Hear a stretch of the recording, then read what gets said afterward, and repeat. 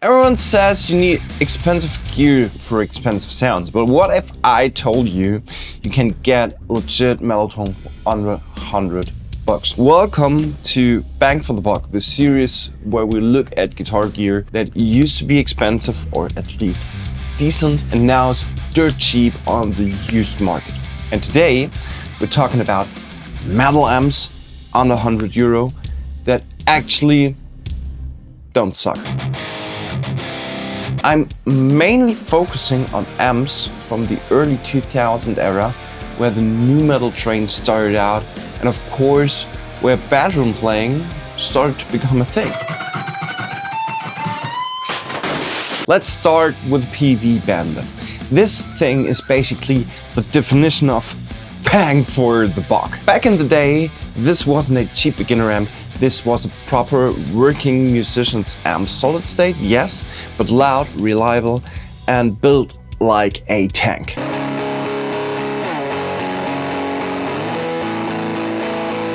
I used to play one in a punk band back in the day, and it can deliver kind of metal-y sounds even if we didn't play metal. So most versions give you around 80 watts, a 12-inch speaker, and PV's trans-tube technology, which was designed to make solid-state amps feel more like a real tube amp. And honestly, compared to a lot of these cheap amps from back in that day, this one actually reacts pretty well. It feels more alive, more responsive, and if you ever see a teal stripe version online, due to a blue horizontal stripe below the control panel, come una Ferrari, ma non in rosso. And go get it. And here's a little fun fact. A few years ago, it came out that Josh Homme from Queens of the Stone Age used PV amps like this to record records like Lullabies to Paralyze or the famous Songs for the Deaf. Those are one of my favorite albums of all time. Sound, production, and song-wise. PV reissued the famous Josh Homme amp. To me, that's more fan fiction. I'd rather search for used candidate on Reverb or Kleinanzeigen for around 100 to 80 bucks. You'll find a version you'll be liking, I promise. Now, let's talk the great GX series. This is a completely different story. Even back then, these were entry-level amps. Cheap, simple, and everywhere. If you start playing in the early 2000s, chances are you've seen one of those. Here are some specs. Low voltage, small speakers, very basic controls. Definitely hear that when you play them. These amps are not refined. They're not tight in a modern sense. They don't sound polished. And they definitely don't sound expensive, but they do have something else. Character. There's this raw, slightly messy distortion that screams early 2000s.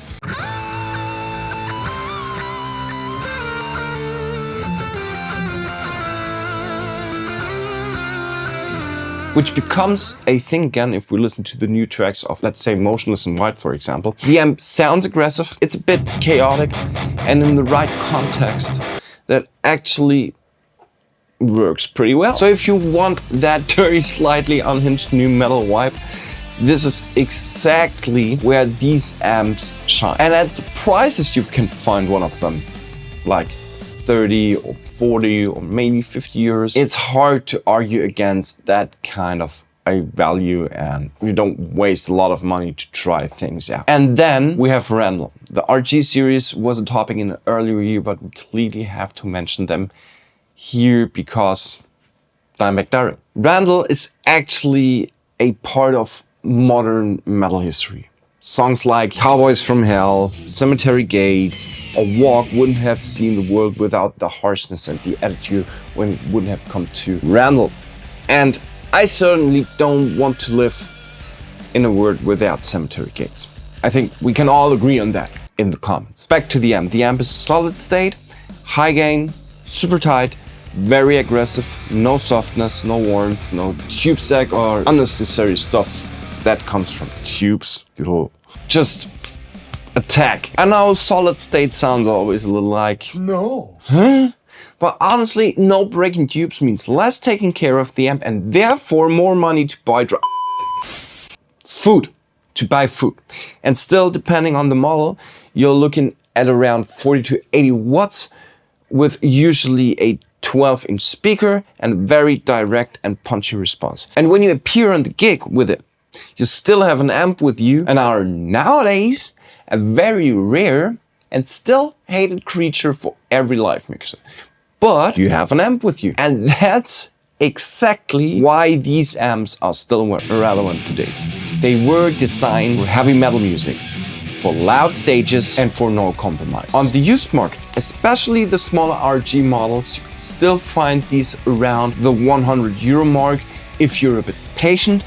And when you do, you're getting something that is way more focused on metal than most amps in this price range. So what's the takeaway?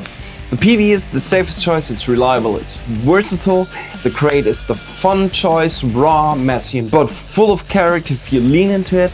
And the Rental is the metal choice. 3 amps, you can metal up your ass without selling your grandma for it, and that's the whole point of this series. I want you, Granny.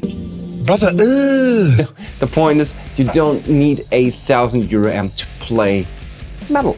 You don't need boutique gear. You don't need the latest release. You don't need any of that. What you need is reliable gear that works and that inspires you, and that must not be expensive if you look closely. And on this channel here, I give you tips and tricks where to find this gear, what's good and what's bad, to point out strengths and to point out flaws, to give you a solid foundation and knowledge about forgotten and underrated gear. That is Tony's Guitar Hangout, and this was Bang for the Buck episode 7. If you like what this channel is all about, subscribe, like the video, activate the bell, and I'll catch you in this one.